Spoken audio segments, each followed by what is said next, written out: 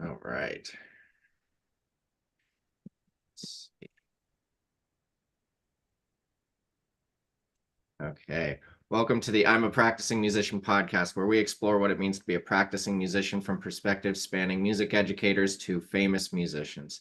I'm your host, Jake Douglas, and today I'm joined by Cami Gerwer, true Renaissance woman who brings together diverse talents in communications, education, research, and the arts.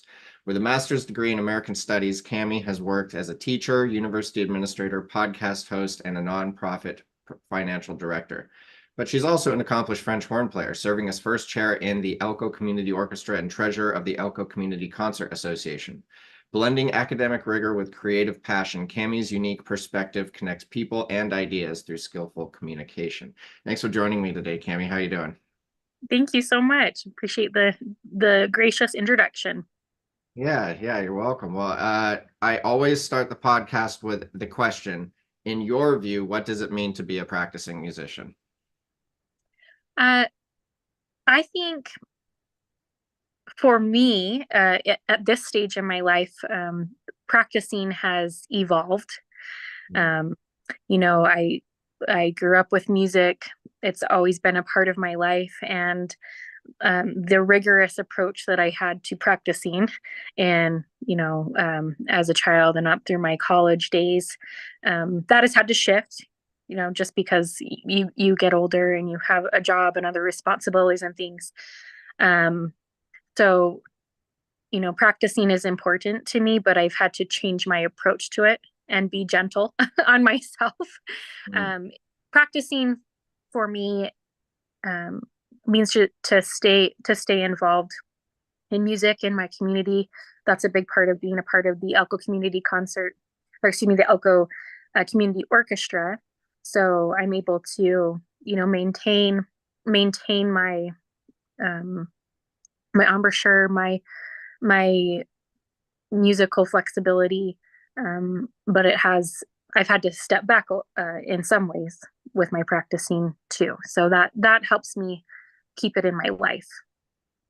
Yeah, and so when did you start playing French horn, or did you start on a different instrument? I started on a different instrument. I have a long history, um, I guess, in my family for an appreciation of the arts, the fine arts, the performing arts, which I am so grateful for. Um, my I was always surrounded by beautiful things. There are people in my family that created beautiful art, and then my mother, she learned piano when she was younger, and became a quite an accomplished pianist. Played for her high school choir, and subsequently taught all of her children how to play the piano. I'm not near her level, but singing and piano was always a part of growing up. We always sang in our church choir, performed. My mother always played for our local theater as an accompanist, um, and so and so those things were really a big part of the foundation that I started with in fifth grade. I began learning violin, and I played that during my fifth and sixth grade years, and went to one of my brother's band concerts and was just excited by the jazz music that was being played, and I thought I needed to be in a band. Part of that band. I was really um, interested in the fun music that they were playing too. So when I was in seventh grade, I signed up for a band class. And before the school year started, you meet your teachers. In my school district, you'd go in and meet the teachers before the school year started during the summertime. Mhm. And the teacher there had me try out all of the instruments. And he said, "Well, you can play them all. So I think you should play the French horn because you can get a scholarship if you learn how to play this." That's what he told me. Um, and so that was how I started on the French horn and began doing that and taking private lessons and playing in some youth organizations and community orchestras, as well as the band. And I found that that was the instrument for me. I think that's just my nature to want to be interdisciplinary. And I loved that it was so versatile. You can play it in a band, you can play it in an orchestra, you can play it in a symphonic orchestra, you can play in a woodwind quintet, a brass quintet. There's so many things you can do with the horn. And I loved all different kinds of music. And so I loved the versatility of it. And I did end up, going to graduating with academic and music scholarships, and was able to pursue music full time for a couple of years in college, and decided to uh, step back from that a little bit. But it's never left my life. I've always been involved in orchestras and maintained my involvement. Hmm. Yeah, no, that's wonderful. We in Seattle, I'm up here just north of Seattle, and there's a great venue called the Nectar Lounge in Fremont. There's a woman who started a thing. Oh boy, it's over 11 years ago. Every single Monday, it's called Mojam Mondays, and you sign up for your instrument. You get paired with random instrumentalists. You go up on stage with between 5 and 20 people at a time. Somebody plays a riff, and then everybody plays for 20 minutes, and whatever happens, happens. And it's the most improvisational night of music that I've been to. And there's one of the regular attendees plays French horn there with like it can be reggae or hip hop or funk or whatever it ends up being, and she's just it's amazing. So yeah, I love the French horn. I've never been a brass player myself, but how was that to transition from the like piano to a brass instrument? I was very grateful to have the piano as my foundation, and the singing. Um, you know, it, I already knew how to read music and had a good ear Mhm. for that. I think having a trained ear is key for any musician, but that put me steps ahead. So the transition was easy, I would say. Um, and it really set me up, I think, to be able to tackle those college courses, where you're taking music theory and oral skills, because I had that foundation of piano to start with. Yeah. Yeah, and so let's go over this a little bit more. Traditionally, people stay within an instrument family. So like I learned trumpet, then I'm gonna learn French horn or baritone or trombone or whatever, or flute and into the other woodwinds. But you went singing and piano, which go together, then to violin, which is a string instrument, French horn. Was there any particular reason why, other than the obviously for the French horn being able to get a scholarship, was there other things that drew you to each of those instruments? It sounds like piano was just a family thing. Was fifth grade just that violin was what was available, or? Yeah, so yes, at the fifth grade level, there wasn't the opportunity for band experience at that young age, but there was the opportunity for orchestra, and I was following in my older sister's footsteps. Hmm. She's a lovely pianist and she plays the organ, and was in a private orchestra playing the violin, and so we had a violin in the home, and I admired her, and we already had private instructors set up.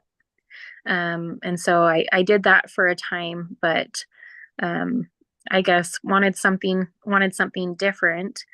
Um, and but I can, as you asked me that question, I can see the value of being able to experience the variety. I think that makes me a better player as well, because I can listen for those voices in an orchestral setting.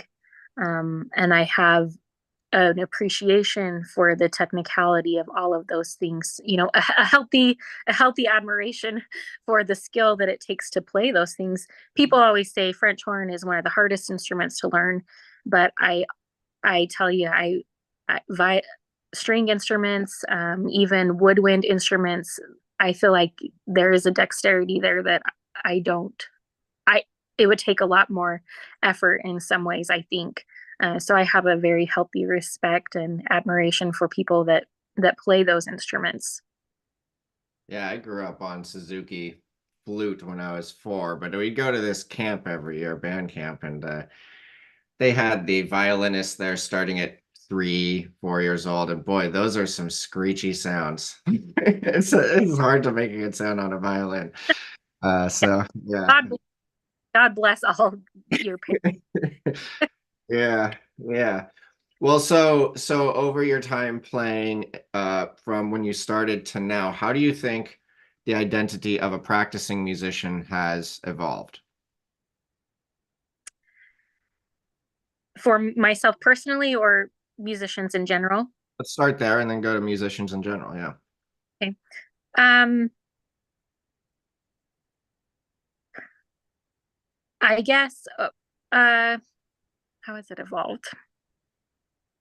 Like I mentioned at the top, my approach to practicing has changed in the sense of the time I'm able to put into it. Um, I learned how to practice more efficiently when I was at a college level.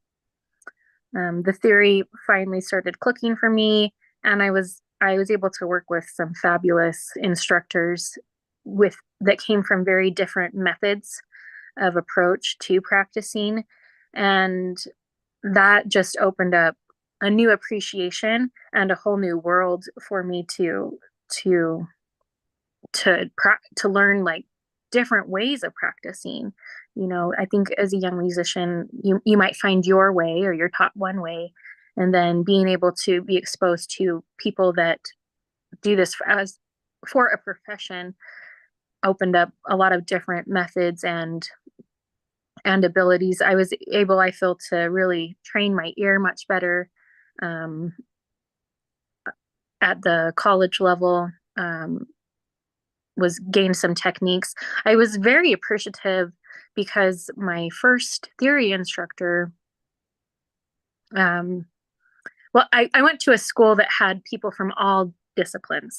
So there was a very strong jazz program that was set up at the school that partnered with Juilliard and also an academy back in Italy. So there were people in my school that had connections from all over the world.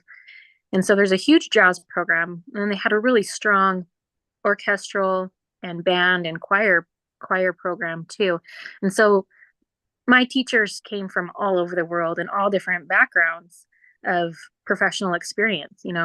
I was one of my instructors was from the Slavic countries and was a professional performer from there. So I was able to be exposed to that old world um, solfege system.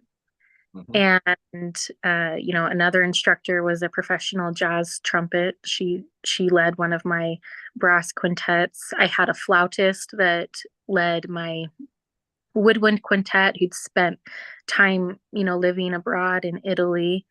And my band director was a former was in the military, and so he had a really interesting and strict approach to music.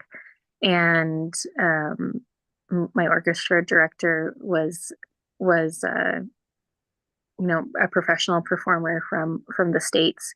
So I loved the again just the I guess the interdisciplinary approach to the music, and um, had private teachers that performed in the state in these various professional symphonies. So I was very grateful, as I said, or was starting to say, to start out with the classical solfege system, aural skills training, which helped me so much. And currently I'm teaching my niece, and I've kind of taught some of the neighbor kids some piano, and I love that I'm able to teach her the things that I picked up it when I was in college. What I wish I would have known when I was her age, 9 years old. And I can see that, me helping her learn these practicing techniques is going to really put her further ahead as a musician. Yeah, I think a lot of people believe the only spiritual currency is time and don't put as much energy into the attention where their attention is focused during the time that they're spending, because that really does maximize efficiency in a lot of ways. Yeah. Along those lines, I did look at some of the questions that Margot had sent me ahead of this Mhm. interview and talking about like time and enjoying the process. One of the prompts was like, is there a difference between what's the difference between art and craft? And I was thinking about I remember sitting down for a private lesson at my college with my French horn teacher that had come up from driven an hour away to teach the lessons. I was very fortunate to have such a great base of teachers. Mhm. And he said, "So what kind of a musician are you?" um, Let me give you an example or analogy. And he had a background in psychology too, Mhm. like you. So he had a really interesting and unique approach to music and practicing. And he said, let me give you an analogy. He said, let's say that you are in a yard full of leaves and it's fall time, there's leaves all over, and your task is to rake them up into a pile so you can clean up the yard. He said, some people, they they're just they're just trying to get through, rake the leaves up as fast as they can, and they're happy. They find a lot of joy when the pile is complete. That's the end goal. So there's other people that they love they love the process of raking, and they find all of these patterns and a method to rake very efficiently, and they're just fine spending the time, and they enjoy the process of raking. It's not to necessarily just get the job done and put the pile together. And he said, so what kind of a practicer are you? What kind of a musician are you? Like, what's your method? And I Mhm. said, I really like raking leaves. I find joy in laying down those patterns. And he said, I hate to practice scales. I hate going through that every day, warming up, practicing scales. I said, I love doing that. So I'd say that that's the kind of musician I am. I find more joy in the practicing, the method. I find great satisfaction in just being in the present when I practice. I probably find more satisfaction in the practicing portion than the performance. It's just the satisfaction and the methodology and the experience of getting there that I find a lot of joy in. So that would be my practicing approach. Yeah, I think well, presence is key for a lot of reasons, and that's what's really unfortunate about the approach a lot of people take is uh claiming to enjoy life but racing from one thing to another, and the result of racing through life is you get to death faster, so you actually don't get as much life. The With the practicing component, that's one of the main reasons I think music is so beneficial, because it so I got my 200-hour yoga teaching certification, gone through all different kinds of spiritual traditions, comparative theology and comparative religion. And yoga means literally huge is the etymological root there in Pali, and that means yoke, just union. Well, okay, what is union? Union of there's 8 limbs in the traditional yoga sutras of Patanjali, which is the uh, in Western culture, we only brought two of them over. So we don't have a full system of yoga, but when you look at what yoga actually is, it is, they say, the original scientific method, according to Adi Yogi 15,000 years ago. And what he did was he created a way that if you follow this system, you will become self-realized. There's no other option. If you follow it, and that's because we didn't have scientific method for external observation as much back then. But we have to ask, what are we yoking to? Well, if we're yoking to the divine, we have to first yoke with ourselves. So that has to be the mind, body, and spirit all in unison. And when we're playing in music on our own, when we're practicing on our own, that's really what's happening, is our mind, body, and spirit are all going in the exact same direction with this external stimulus, which is the instrument. And then when we play with others, then we bring in elements of the divine to that. And that's why when you're like at a performance and you're listening, you sometimes get those electric moments. That's because everybody's like on that exact same wavelength. And so a lot of the people, like, this is only my 10th podcast, but I interviewed most of our teachers. I've interviewed tons of music educators just one-on-one. And that moment when you go from the craft to the art, and you're just like, that moment of, oh, I'm not thinking about this anymore. This is past technique. I've got the technique and I'm just in that thing, that moment where it's just flowing out of me, and finally that's the music. It was really interesting. One of our violist, our first violist teacher, has been in the Seattle Symphony since 1986, and he was just talking about taking piano lessons as a kid for the first year or so. He'd be like, oh, what it like, I'm, plank plank ding dong whatever, and it'd be like, oh, okay, well, just did that. And then one day he's like, he got so happy, he's like, one day I just like was sat down at the piano and then music came out. Like, I was like, what is this is amazing. Like, and then he couldn't stop playing, and he plays 15 or 16 instruments at this point. But that's the kind of point where you get to when you're syncing with any instrument. My mind, my spirit, which is the spiritus Latin is just breath. So what we put out and what we take in, that could be on a physical or metaphysical level. But then what we actually have taken in with music, so that then we can think the thoughts to make our body do what we want it to do. If all those things are aligned, then you realize, whoa, I am actually present right now. And that's a bizarre feeling, because we have so much garbage that we pick up when we're growing up, not even realizing what's happening, because it's just inherent to the environment that we're around. Some of it's genetics. There's always that conversation, nature versus nurture. But like, we don't, when we're kids, we don't have an opportunity to really choose the direction that we're headed. And so then once you get to that point of being able to reintegrate what is rightfully ours from birth, which is this presence, then it's like, wait, hold on. Now I have all of these opportunities. Literally, the entire world is open to me.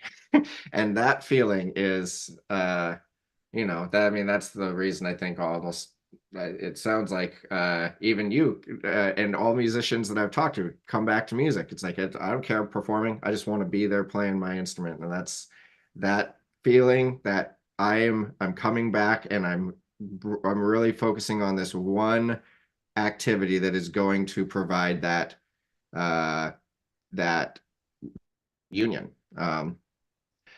So did you have that moment do you have a moment that you can recall where it's like, okay, I've been working on this craft, and then I feel this shift? Or there's probably multiple moments throughout your career as a musician where that's happened, but yeah, talk about those for a bit. Sure. Yeah, I was thinking about some um performances, yeah, where you, like you said, you get those chills, or that electric feeling where everything, um you're at one with with the instrument and with your group. um I think when you're talking about practicing um and what music can do for an individual, uh you know whether it's somebody practicing music or practicing, basketball or their thing. I think I do think there's so much value to to having music be a part of one's life. Um, my, that there's many things that you can carry over from the discipline of music that can keep people in the present or keep them grounded. Um, you know, in my family, we all learned an instrument. The only one that didn't know how to play an instrument, was my dad, my father. He came from a different sort of household and life experience, but I always appreciated that he valued music so much that it was important for him to set up his children to be able to, if they were interested in pursuing music, we'll get you a violin, or we'll get you a cello. Like we'll make sure that you have the ability to learn those things. And my parents would always, take us to performances, take us to theater, take us to art studios and museums. I was just so grateful that both of my parents appreciated that. My father, from not really coming from that background, could see the value of it. And even um, I was really grateful to them too, because like yes, we had music, but we also had a really well balanced childhood. We did hard physical work. We were very involved in athletics and sports. But my dad would always come back to, the things that you're learning in music will carry over into other parts of your life. Like my brother played basketball, played college basketball, but my dad always felt that it was very important for him to learn piano. And he played French horn too for a while. Just kind of what I did with my older sister. The French horn was in the home, and he played that. But just he understood the importance of learning rhythm and tempo, and that can be carried over into the sports world. um, you know, Timing, the discipline of practicing daily. So those were all things that I felt kept us in the moment and kept us grounded. Um, so I may have devolved from your question a little bit, but but I feel like having that really well-rounded background and that background in music, it's helped me in many aspects of my life. Just being able to, be disciplined to sit down and practice every day, and being committed to something and paying for my own private lessons and that sort of thing, it transferred over to other aspects. I think it can do that for any child. Yeah, I mean, there's more and more research coming out to support exactly what you're saying. It's pretty phenomenal to see the transference of the discipline and the skill sets into all other areas of life, and have some data to back up those claims that have been made for a while. It is largely the difference between Eastern and Western philosophy. Is Eastern's like, oh, you got to look within, and Western's like, no, I can't take anybody's word. I need as much data as I can possibly get. So it's like, but yeah, I mean, we're going back, and we are now proving a lot of these internally recognizable truths. And one of the really interesting things is because music uses more of the brain than almost any other activity. There's, speech, comprehension, and production happening simultaneously with analytical skills, spatial awareness. Uh, there's so many things that are going on, and that's not the case in almost anything else, even the other art forms. So, having, there are a lot of, you know, actual brain scans happening while musicians are either playing music or thinking about music, listening to music. And the amount of activity, neural activity during each of those experiences just increases the more that you get towards the actual performance. Um, so yeah, I mean it's a pretty universal experience from what I've heard to be grateful for having these opportunities. One of the things that's always been so bizarre to me, well, not always, but I guess since I really got into creating music education opportunities, is there's a couple things that our team talks about a lot. One is that they're like when we're born, we are essentially musical. We have rhythm, we have these things. It's evident. People are like, I just don't have rhythm. It's like, do you walk? Like you walk. You don't walk like 1 second on your left foot and then 3 seconds on your right foot. Like nobody does that. You have rhythm. You've just been bamboozled to think that you don't, or you can't direct it consciously. But that, it's not a natural, like you can definitely develop that conscious direction of the energy. But the other thing is that the we if right now we do, and I grew up playing flute, and then I went to piano, then I went to saxophone, and then I went to percussion in the drum line. So I did the whole band progression and landed on drum kit. But when we're looking at the data, last year 1.9% of all of the music consumed in the United States was classical music. That's not very much. So it's like if we have people that are naturally musical by birth, and then they grow up and they hear music and they're like, oh, most people are like, oh, that's interesting to me. You hear kids like they bop around or whatever. A lot of kids just do that inherently. And then they get to school and it's like, hey, you want to play music? It's like, yeah, I'd love to play music. I want to play the guitar, which is what most people say. And it's like, oh, well, we don't teach guitar. Oh, okay. Well, I want to play piano. No, no, we don't teach that. Oh, well, what can I learn? It's like, you can learn flute. It's like, what's a flute? I've never even heard that before.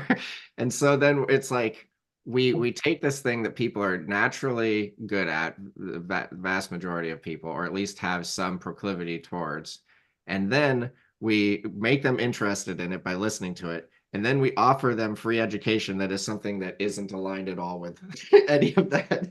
And then we say, well, it's because of academic purposes. And it's like, is it really? Like, don't we just want the kids to engage at least? If you can get them to engage, then you can introduce the academia later. And also, it doesn't make sense to start with these abstract symbols of like notes on a page when we don't teach that in English. Like we're not like, oh, you're 1 month old, here's an A. This is what an A looks like. It's like, no, you babble first, and then you don't even do that until you can speak at least pretty much, well, most people can speak a sentence, I guess, based off of the developmental stages by the time that they're even trying to like trace an A. So we're teaching music completely backwards, and I think that that has a profound impact on the level of interest and involvement that ends up happening. But uh, did you start on? It sounds like you went through quite a few different methods. What methods did you start on? How did that look exactly? Was it like more, here's a piece of sheet music, let's start learning how to read it, or did they have you start like I started on flute, actually spitting rice to just try and get the tongue motion down, embouchure down, and everything. But what was your experience? Uh, with music, just direct exposure. I mean, listening to my mother play all the time and singing, when young, and then she taught me, and it was just looking at sheet music. But I have to admit, I just struggled with the theory side of it. It did not click. We had two books. You had your theory book, and you're working from theory books, and then your music um, performance books, I guess.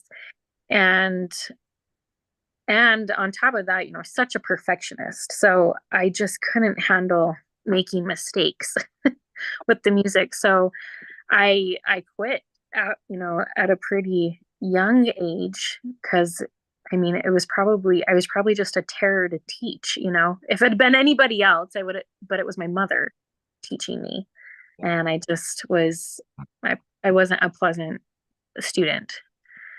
So I hopped to violin and then French horn. It wasn't until I got to college that the theory began to fall into place. You talked about this man that was practicing and practicing, and finally he could make music.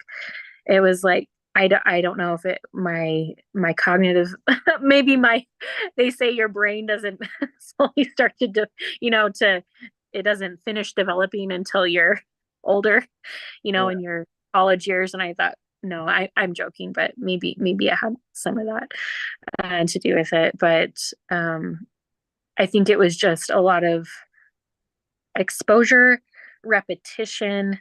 And then when I did get to college, different audio, oral methods, visualization, all these different approaches. Finally, the theory it made sense. It stuck. I was so I'm sure that's my approach when I'm teaching young people music. I'm trying to give them the skills that I didn't have, or the approach I didn't have when I was younger, to prevent frustration down the road. I'm sure it's just the trauma that I'm working through. No. Well, it's interesting that you say that because the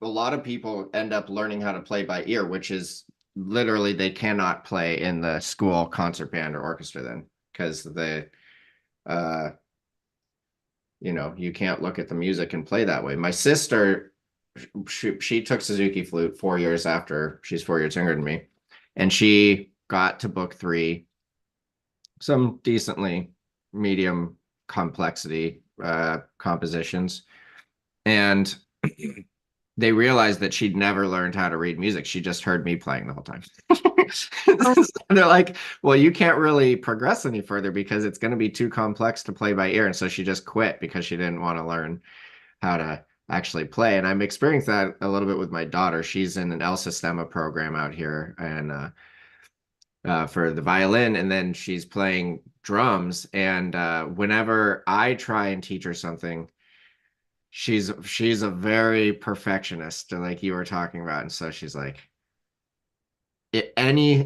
she's got amazing rhythm, and any slight mistake and she just like, I'm done, I don't want to do this anymore. And I'm trying to get her to see that part of the process. First of all, I think when things come easily to people, then that is almost not a good thing, because then you don't have the perseverance, determination, and resilience to continue on through those hard times. One of the things I've heard from a lot of people, maybe you can speak to this too, is that the like you practice and you almost just don't get better for a long time. And then you have that like light bulb moment, like that realization, like we were talking about, but then you plateau again for a long time. And so you just, what it feels like you're not getting anywhere, but what's really happening is that there's all of this solidification of the muscle memory and the patterns that you've been learning in your in your essentially neural network, so that then you don't have to think about it. You think about it less and less. You're refining that movement more. It might not be perceptible, but then that actually is the process. So if you don't develop that perseverance, determination, and resilience, then it almost, well, you're in trouble, I guess. But yeah, what is your experience with that kind of, how do you get past those plateaus that we all inevitably hit? um, yeah, you'd asked me earlier about, like, did you have that one moment where everything came together? And yeah, I had one concert that I played perfectly. I no mistakes, only one, Wow. in my, Yeah. and, and, um, and it was, I guess, looking back, going from somebody who was, it's working through that perfectionism and realizing that mistakes are going to be made. And, probably musicians are inherently perfectionists too. At the same time, it's that double-edged sword. You want to excel, you want to be perfect, but it's also learning to mature as a person and accept that mistakes will be made, and moving through that process. And so, yeah, I think, being able to expand, just thinking back, being able to, hit those high notes that I hadn't been able to before, or those low notes that I hadn't been able to before, um, practicing and practicing and finally making a breakthrough. I can I can relate to that. I just thought now too, I was practicing so much. I was practicing so much, um, that I ended up one semester straining the muscles in my face. Something had happened and I strained the muscles in my face. Yeah. And that was really depressing and devastating because I couldn't I couldn't even play. I had to rest. And going into my college classes, going into my music groups, and just sitting there and having to finger just finger the notes while I was sitting there, I felt like overwhelming failure, depression, worrying that I was going to am I ever going to get this back? Like, what have I done? Hmm. Um i i because I knew, in high school I was, um going to these master classes and playing with this group at a local university, and there was an individual that was the director there who had done something similar to his face. There was something, and he never, like, it never came back. Like, something was wrong with the muscles in his face. Like, he permanently damaged them somehow. Maybe there was something else going on neurologically, and that just aggravated it. And just the thought of, I I could lose this. Yeah. Um, that was a huge wall, a huge plateau to hit, and it was really scary. I thought, maybe this isn't for me. Yeah, there was a lot of fear.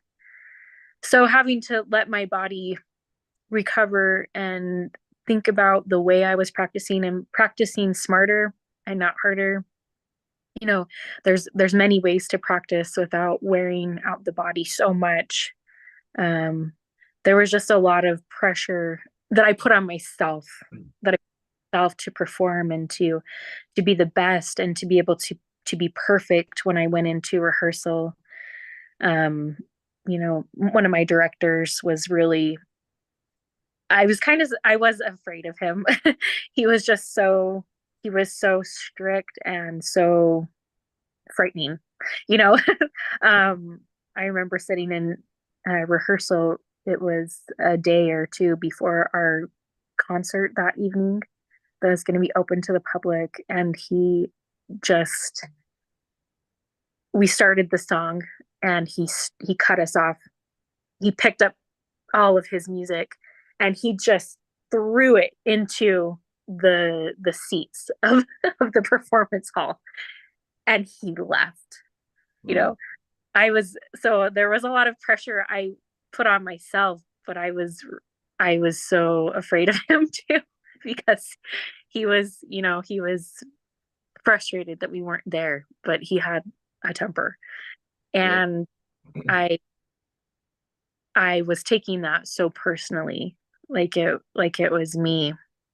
I finally went into his office and I was like, I'm trying so hard. I'm practicing so hard. And I think I was just afraid of him and what he was thinking. There was a lot going in my mind. I was a young kid, and he said, "Oh, I'm not mad at you. You're great. You're in here all the time practicing. Like I talk, everybody talks about you in our classes that you are like the ideal student. So it wasn't you, Yeah. but I just was taking it, internalizing that it was directed at me, where I think he was trying to get the point across was that he wasn't pleased. Some people were not taking their job seriously. Yeah. It wasn't me, but there was a lot of, I guess, to answer your question, like those were some of the plateaus that I hit, which I didn't anticipate. Some of the challenges that I faced that I didn't anticipate. Um, Maybe ultimately, as a musician, I realized what it would take to have to do this as a profession, to Mhm. do it full time, and the discipline it would take, and I think I made the decision. This, I'm passionate about this, but I don't want my passion to. Um, I don't want to lose the joy of playing, and knowing my personality and the way I am, so I get so fixated on things. I chose to step back and say, I'm not going to do this as a profession, but I'm always going to keep it in my life so that it continues to bring me joy. Um, just understanding that about myself. Yeah, well, and so I think you hit on a couple really important points there. One, the fear is something that a lot of people feel, and that's not just because of the perfectionist tendencies, although that definitely creates fear. Some people are like, I don't want to be on stage, or like what some people have fear of success. Some people have there's all sorts of reasons why people have fear.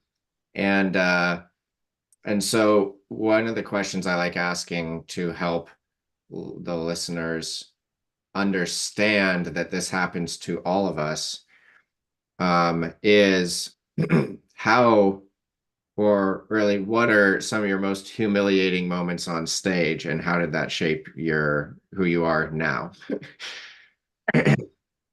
Well, I would say the most humiliating the most humiliating moment on stage happened when I was probably, gosh, maybe, I don't know, 3 or 4 years old.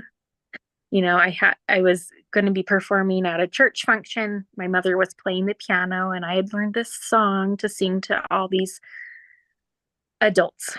And I got up there. I didn't know what stage fright was, but I figured out what it was that night. I'd Yeah. never experienced anything, as children, like you said, we have a natural form of rhythm, and a nat and children aren't typically bashful either. We just do what we do when we're young. Mhm. You know, get up in front of people and dance, and we don't think about, what are they thinking, or is somebody watching me do this? But that was my first experience with stage fright.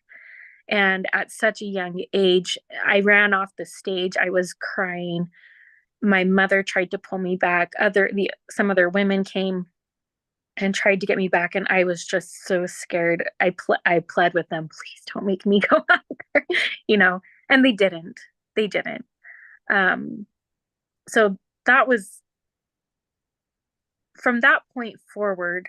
I think it was just, yes, people get nerves. People get we make mistakes on stage, but I think, going back to that stick to itiveness, I stuck with that. I pushed through it. Yes, I mean, after that, I totally messed up solo moments and things, and just made mistakes. And one of my teachers said, "You practice so." He was from Eastern Europe, and he says, "We practice so much because at the performance we're going to drop notes all over the floor." You know, and I hearing from him, it's like this man, he does this for a living. It plays multiple instruments, a musical genius, and even he drops notes on the ground. Mhm. So the repetition, going up on stage, starting from a young age and continuing to do that, you know, I'm proud to say that I've worked through that, and now I can I can sing in front of people, I can talk in front of people, and I've been able to, it's really become quite a strength for me. I do have people in the community that ask my husband and I, can you please host this event? Can you please run this for us? We both host the Elko Community Concert Association. And that is a fear that I moved through, that I worked through, and I don't think take a second thought about having to get up in front of people anymore. Mhm. Um, so that's another skill that performance and music has allowed me to acquire, to be able to present and talk in front of people and work through that stage fright. Yeah, well, and I think that's key for a lot of people to understand what you mentioned about like even the most professionals are still making mistakes. In my interviews, even the people top, winning Grammys, Seattle Symphony, these people are still practicing scales every day. It's like one of the very first things that we learn, and they're doing it daily. And one of it's interesting, even Einstein, who played violin and was said violin was responsible for a lot of his understanding of the physical world as well, came up with the famous theory of relativity. And if energy equals mass times the speed of light squared, then my mass multiplied by the energy, the amount of information that I take in, equals the amount of energy that I can put out into the world. And then that's relative because I have a different amount of energy than other people. So as we refine our own playing, then we realize that, oh, what I thought I was playing well, now I don't think I'm playing it well anymore, because my own ability to observe my output is increased because I've worked on that. And so now I see that this thing actually needs work, and it just goes on forever and ever and ever. Uh, which is a really interesting, that's one of my favorite things. And one of the things that's helped me understand the dynamics of kind of the quantum realm more than anything. So with that, let's see, we've got just a few more minutes here. We talked about art versus craft. We talked about your history. I think that we've got a lot of good stuff here. What's something that you would like people to know about you? I know that you run a podcast. Is there anything that you'd like to plug here in the last few minutes? Oh, sure, that's fine. Yeah, I do a local podcast, or a podcast for a local radio station, Global One Media, out here of Elko County, Nevada. Uh, it goes back to the skills I learned with being a musician. There's music is communication, right? It's a universal language, and you pick up a lot of skills when you learn music, and one of them is to be able to get up in front of people and perform and put yourself out there. So the podcast is called Community Conversation with Cami, and Love the alliteration on I did not come up with that. that, but kudos to whoever did. Um, I it is just what the title says it is. It is a conversation, and so I sit down with different people in the community. Certainly, people can visit with me about their nonprofit groups, or what's going on with the city council this month.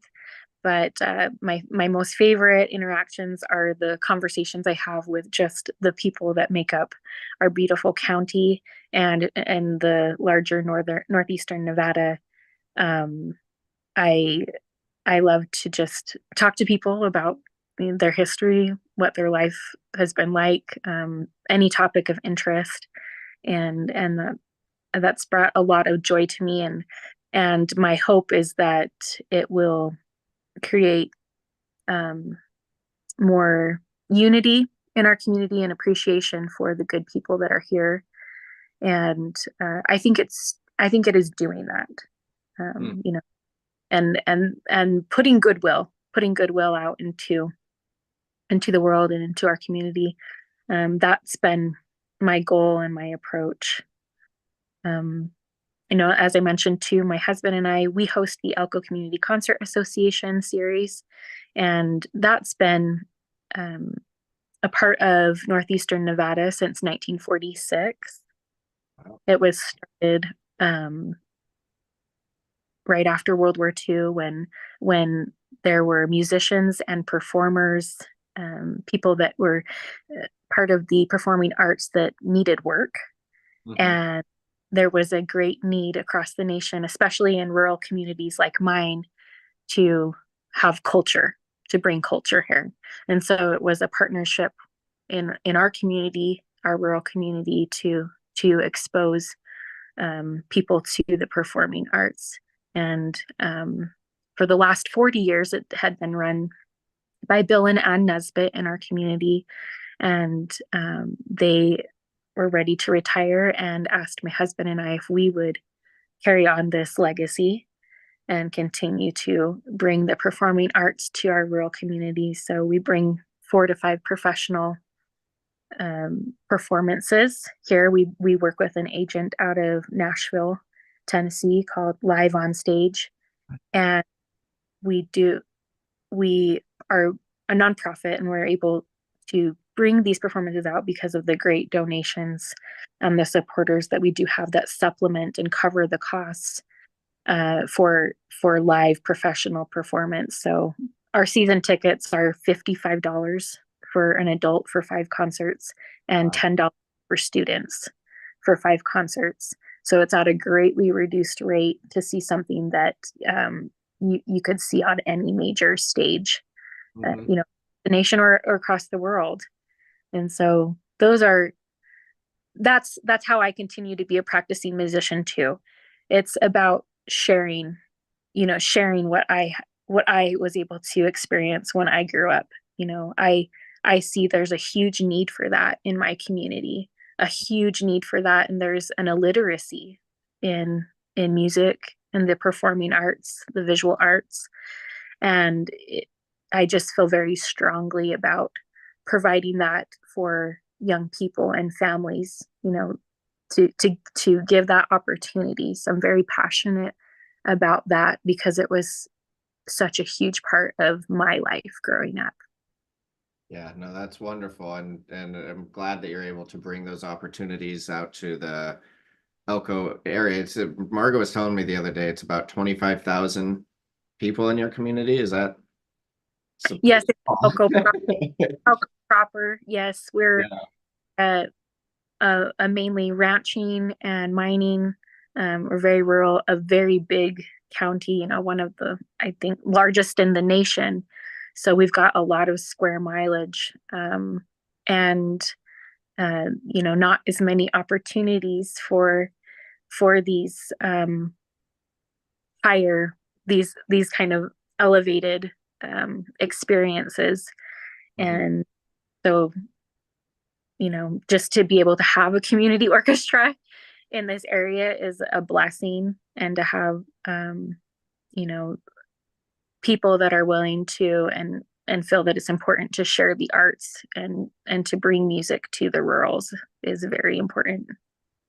Yeah, I think it's very important, and I'm glad that you're able to do that in your community, and glad that Margot's been on our team helping to bring our services of music education to everywhere, but especially rural areas. And I feel like we could talk about that for a while. So maybe we'll have to have you back and talk about some issues in the rural communities. But thank you right now for your time. I really appreciate it. And I'm going to end the live stream.